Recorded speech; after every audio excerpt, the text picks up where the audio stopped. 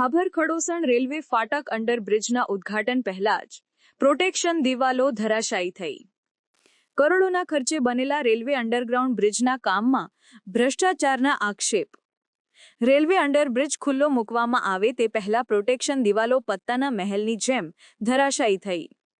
Railway underground બ્રિજના પ્રોટેક્શનની દિવાલનો ભાગ તૂટી જતા ઉચ્ચ કક્ષાએથી તપાસ થાય તેવી ખેડૂતો દ્વારા માંગ કરાઈ। બ્રિજની અનેક દિવાલોમાં તિરાડો પડી। પહેલા ચોમાસામાં રેલવે બ્રિજમાં પાણી છલોછલ ભરાઈ ગયું। અંડરબ્રિજમાં અન્ય જગ્યાએ પણ તિરાડો પડી છે। આ 12 કરોડના ખર્ચે તૈયાર થયેલા અંડરગ્રાઉન્ડ બ્રિજનું કામ હજુ પૂરું થયું નથી અને લોકોને અવરજવર માટે રસ્તો ખુલ્લો પણ મુકાયો નથી અને તૂટવા લાગ્યો છે। રેલવે તંત્રના ઉચ્ચ અધિકારીઓ દ્વારા આવું હલકું કામ કરનાર કોન્ટ્રાક્ટર અને જવાબદાર રેલવેના અધિકારીઓ સામે શિક્ષાત્મક પગલાં લેવામાં આવે તેવી આ વિસ્તારમાં ખેડૂતોની માંગ ઉઠી રહી છે।